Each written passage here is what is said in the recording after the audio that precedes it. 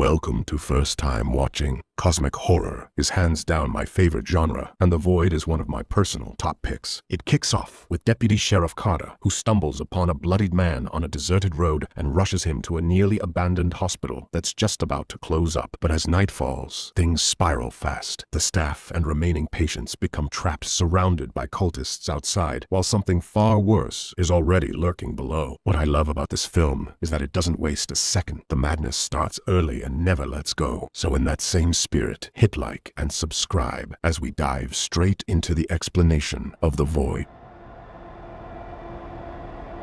Some random guy runs out of a house located in the middle of nowhere. There's a suspicious-looking black triangle painted on the front door. A woman is right behind him, but she's shot in the leg by two men who are clearly hunting the residents. The older man hands the younger one a can of gasoline, and together they burn her alive. Then they get in their car and pursue the man who escaped. Sheriff Deputy Carter is taking his job very serious in his patrol car when the fleeing man stumbles onto the road. Carter walks toward him. He's clearly injured, so he loads him into the car and drives him to Marsh Hospital. Nurses, Allison and Bev, immediately put the man on a stretcher and take him to an exam room. Carter settles into the waiting room with Ben and his pregnant granddaughter, Maggie. They're waiting to see if the little bugger is still alive and kicking, but Carter gets distracted by the sound of screaming. The man he brought in is freaking out. The nurses are trying to hold him down while Dr. Powell administers a sedative. Aside from that, it's a normal, slow night. Bev snaps at their new trainee Kim for doing absolutely jack shit and just hanging around. Meanwhile, Allison and Carter make some small talk. There's clearly some lingering, unresolved tension between them, but their chat is cut short when Powell tries to third wheel them. He does drop a subtle hint. Carter and Allison were once together,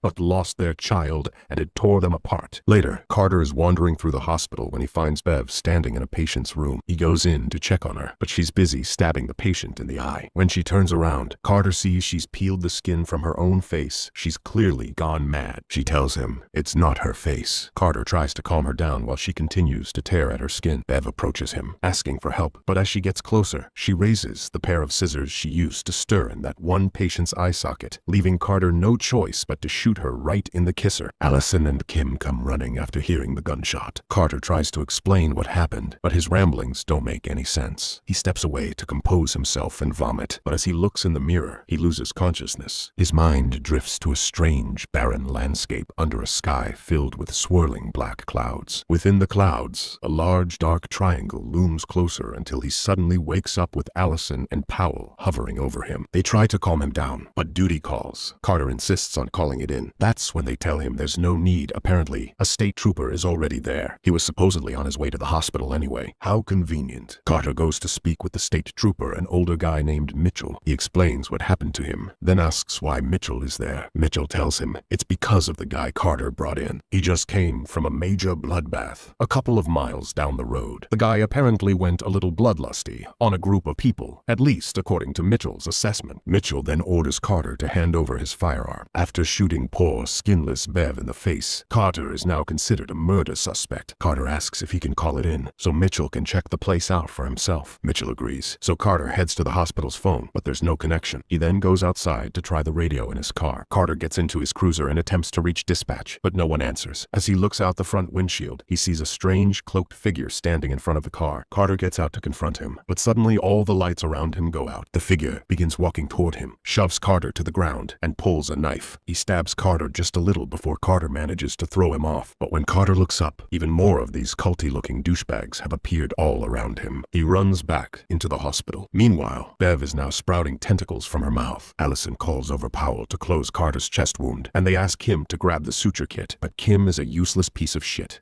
so Allison has to grab the gear herself to help her ex-boy toy. Carter loses consciousness yet again while they work on him, and once more he sees the dark clouds, this time with a blurry man standing in front of a glowing triangle. After Powell finishes stitching him up, Carter regains consciousness and checks in on the culty boys outside. They've surrounded the hospital, but they're not trying to get in yet. Their worry about whether they're going to be brutally slaughtered by a cult is quickly overshadowed by the sudden screams bones of the man Carter brought to the hospital. Mitchell and Carter run to investigate. When they arrive, the guy's bed is flipped over. Mitchell had cuffed him to it, but now Bev has transformed into a ginormous tentacle blob and is trying to nibble on him. Mitchell unloads a few bullets into the creature, while Carter frees the man and helps him escape the abomination. While no one's watching, Massacre Bro snatches a scalpel and slips it into his pocket. The three of them run back to the others, and Carter grabs an axe from one of the fire safety boxes. As if things weren't already crazy enough, the two men who tried to kill the mystery guy earlier suddenly show up at the hospital. They casually walk in, guns drawn and pointed at the crowd. Their target grabs pregnant Maggie and holds the stolen scalpel to her neck to keep them at bay. Meanwhile, Blob Bev has caught up and is now trying to get in through the door. Powell steps in to de-escalate the situation and asks the guy to drop the scalpel, but that just makes things worse, because the guy stabs Powell in the neck. Carter jumps in and tries to talk him down, but then the doors swing open and the creature crawls through. Grandpa Ben uses the chaos to smack the guy holding his granddaughter in the face, but Blob Bev takes advantage of the mayhem to snatch Mitchell and drag him into the back. Carter chases after them with his axe. The creature is busy violating every orifice Mitchell has with its tentacles before it slams Carter into a wall. The two newcomers follow. The younger one drives the axe into Blob Bev's face, but it barely flinches, so the older man blasts its head off with his rifle. It starts to regrow a new one, so he shoots again. As the blob tries to recover, the two of them go absolutely ham on it with axes. The creature attempts to transfer into Mitchell's body, but the older guy notices and chops Mitchell's head clean off, finally killing Blob Bev for good. Meanwhile, Allison is placing a blanket over Powell. The old bastard passed away just as Carter runs back into the room. He tries to create some distance between his people and the newcomers, but they aren't nearly as friendly as he is. They want Massacre Boy. As Carter tries to keep them at bay, the old guy smacks him in the face, pins him down with a boot on his neck, and threatens to chop his head off. Allison tries to convince the younger man to call off his old attack dog,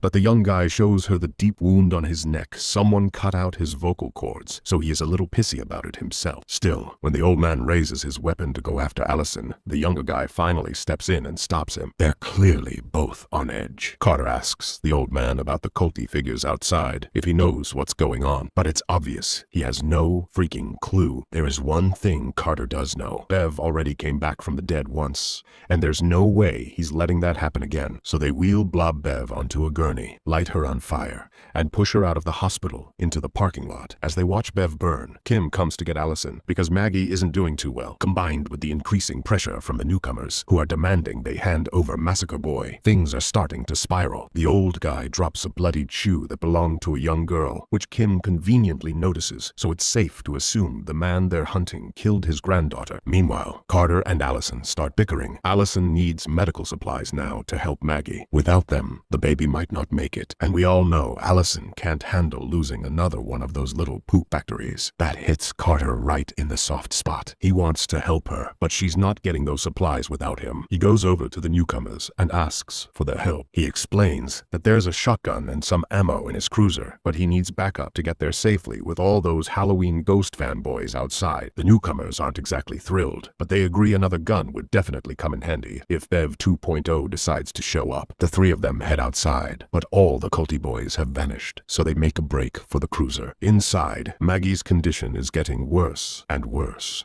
so Allison decides to ignore Carter's request and goes to get the supplies herself. Outside, they reach the cruiser, but Carter struggles to unlock the compartment holding his gun. The culty army suddenly reappears, daggers at the ready. One sneaks up behind the younger newcomer and slashes his arm, but Carter blasts the guy away with his shotgun. Inside, Allison makes it to the supply cabinet, but she's not alone. Dead Doc Powell is lurking behind her. The guys rush back inside, and Carter realizes that his technically still wife, because they never finalized the paperwork, is gone. He insists on going after her immediately and takes the old guy with him. As they make their way to the meds room, they notice Powell's corpse is missing. When they get there, Allison is gone too. She dropped the supplies she was gathering, but on the way back, Carter hears a phone ringing from Powell's office. They head in. It's a call coming from the morgue. Carter picks up, and it's Powell. He wants to know what Carter saw when he lost consciousness. He says he can show him even more if he wants. Carter demands to know what the hell he wants from them. Powell explains that after his daughter passed away, everything changed for him. Carter should understand that kind of loss, but Powell claims he's trying to make it right. He says Carter will understand soon enough. Carter asks where Powell is keeping Allison, but Powell tells him not to worry, he's going to help her. He's going to help all of them. Then he hangs up. Meanwhile, the old guy guy finds a box of photos on Powell's desk. Turns out the good doctor was clearly in cahoots with the Culty Boys, which, let's be honest, would be a great band name. Doc Powell and the Culty Boys. The box also contains all kinds of notes filled with ritual mumbo-jumbo. One of the photos shows a door marked with a black triangle. They bring the supplies back to Maggie and gaslight Kim into being even remotely competent, which is no small feat. Meanwhile, Carter gets ready to go after his wife. He asks the old guy, whose name is Vincent, by the way, and Simon, the younger one, to join him in the morgue. But Vincent warns him that charging down there blindly isn't a smart move. They don't know what they're walking into. However, he might know someone who does. He shows Carter some of Powell's photos, including one of Massacre Boy praying with the Culty peeps. So, maybe it's time to ask him a few questions. Vincent gets in the guy's face while Simon threatens to smash his finger with a hammer. The guy insists it's the doctor who's behind everything, but says he already killed him for them. They tell him they're well aware of that. But the problem is, the dead doc isn't so dead anymore. The guy claims he doesn't know how or why Powell's still alive. He says he's just a junkie who met a girl who said she knew where to get pills. She brought him to the abandoned farmhouse where the Culty Boys were hanging out. They gave him money to take part in ritualistic killings and sex acts, which he used to score more drugs. He says people changed in there, transform. It wasn't just unholy. It was something way worse than any twisted religion. Carter uncuffs the guy. They're going on a little field trip to the basement together. The four of them make their way into the more abandoned and, for some reason, completely destroyed parts of the hospital. At this point in the movie, it barely feels like they're even in the same hospital anymore. They head toward where the morgue should be, guided by Kim over the walkie-talkie. But the door isn't there. Instead, they find another staircase leading down. Kim is confused because there is no other staircase down. There never was. As they approach the stairs, their connection with Kim cuts out. Naturally, they let Massacre Boy go first as death fodder. Meanwhile, Allison wakes up strapped to an operating table. Dr. Powell is standing over her. He calmly tells her to stay still. She won't be able to move anyway. He's fascinated. He says he's studied the transformation many times, but never on himself. As he speaks, he begins to remove his own skin. He asks her, in all her years, has she ever wanted to save someone who couldn't be saved no matter the cost? Of course she has. She lost her child. Any parent would do anything to bring their child back. Powell tells her that losing his daughter destroyed him, but it also drove him to find a solution. You'd be surprised what you can find if you just keep looking. This line is straight out of Lovecraft's playbook. For those unfamiliar, the genre of cosmic horror, also known as Lovecraftian horror, is rooted in the writings of H.P. Lovecraft, famous for his cosmic monsters and stories full of forbidden knowledge. In Lovecraft's fiction, it's usually a personal obsession or tragedy that drives a character to dig where man was never meant to. And for Dr. Powell, the death of his daughter seems to have been exactly that. The four of them walk through the dark corridors of the hospital's basement. As Simon lights a flare, they discover a ritualistic circle drawn on the ground. Massacre Boy freaks out. He tells them this is worse than the monsters. This is a straight-up nightmare. Meanwhile, Kim tries her best to contact Carter, but Maggie's condition is deteriorating by the minute. In a panic, Kim administers a sedative to help Maggie calm down because she's completely losing it. Back in the basement, Carter finds the door marked with a black triangle. He zones out for a moment, thinking of the triangle in the sky, but there's no time to stop now. Powell tells Allison that, early on, he made mistakes during his trial and error phase. Some of those mistakes are still in the hospital. In fact, they might even be the reason why half the hospital is burned down. They want to die, but he won't let them. Powell says he's planning to end the cycle of life and death altogether. She's about to witness history, and deep down, she should want this too, because she knows what it's like to lose someone, just like she lost her own child when the umbilical cord got wrapped around its neck. But Powell can stop that. He lost his daughter once, but tonight, he's getting her back. He walks toward Allison. He has completely removed the skin from his face. Then he pulls the blanket off of her and reveals that something is growing inside her. The four guys enter a room where human remains hang from meat hooks. Something is terribly wrong, and Massacre Boy knows it. Something is messing with their minds. Then they notice one of the carcasses repeatedly ramming its own face into a metal pipe. It's alive, and when the others start moving too, they attack, forcing the group to open fire. Upstairs, Maggie starts bleeding from her baby hole, so Kim feels like she has no other choice but to perform a C-section. The four are trying to escape the failed test subjects, but get separated. Vincent and Simon go one way, while Carter and Massacre Boy go the other. Massacre Boy tries to take his shot and overpower Carter, but he's pretty much useless to them at this point, so Carter feeds him to one of the deformed zombie people. Upstairs, Kim is chickening out on cutting Maggie open, so Ben starts screaming at her that she has to do it. Honestly, They probably have the same amount of experience, so why isn't he doing it? But that's when Maggie slits her grandpa's throat. Kim demands to know how she could do that, but Maggie is completely unhinged. She starts rambling about how great Dr. Poole is and how she loves carrying his child. Then the lights go out. The culty boys have entered the building to take Maggie downstairs. Kim tries to run, but she's surrounded, so she goes with plan B, hide. Meanwhile, Vincent and Simon are still trying to get away, but suddenly the scenery shifts. It's almost like they're in Vincent's home. Something is clearly wrong. He's mumbling to himself, and then he turns to Simon and says it's all his fault. He attacks, easily overpowering Simon, screaming that he should have protected them. Simon manages to light another flare and stabs it into Vincent's side. The illusion fades, and they're back in the hospital. Simon now raises his rifle and points it at Vincent. Back upstairs, Kim is hiding in an air duct, but the cultists are searching for her, and the walkie-talkie starts making noise, giving away her hiding spot. Now that Carter is alone, he arrives at the morgue. He opens the door and finds Allison. She's lying on the operating table, crying and pregnant, but it's all just another illusion. Carter can hear Powell's voice. Powell tells him he saw it on Carter's face the night his child died. He saw that Carter was relieved, not sad, but Allison wasn't. So Powell gave her what she wanted. She's a mother now. Carter finds himself standing in a room with Allison. Her stomach has burst open. Living tentacles are spilling out of it, stretched across the room. Carter picks up the axe and finishes her off. She can't live like this. When he's done, he's transported into another room with a glowing triangle on the wall. Powell asks if he can see it now, but Carter tells him all he sees is a monster. Powell is disappointed. He thought they were more alike. He claims he has conquered death. There are beings older than time itself, and they have blessed him with their power. He spent his life resisting death, but now he understands. To get his beautiful daughter back, he must embrace it. He just needs one final thing. Maggie stabs Carter in the back. Powell tells her to join him. Powell, now looking like a burned Ken doll, tells Carter that all his disciples have gathered to undergo the transformation, and Carter will too. But first, he must die like his father and his son before him. Powell opens the triangle by chanting in a dead language. He's opening a portal to the abyss. A blinding light pours through. Maggie asks Powell to bless her baby. He places a hand on her head, but what she sees is not her beautiful daughter. Powell shows her the thing he put inside of her. It breaks out of its flesh cage, an enormous beast that kills the cultists and its own mother without hesitation. Vincent and Simon come running into the room and fire at the creature to draw its attention, but it grabs Vincent by the leg with one of its tentacles. Simon tries to pull it off, but it burrows its tendrils deep into Vincent's body. Vincent begs Simon to burn them both alive with one of the flares. When Simon lights it, the image of Vincent's wife and daughter appears behind him, watching their husband and father's final moment. Simon throws the flare toward a flammable tank lying on the ground beside Vincent and the creature,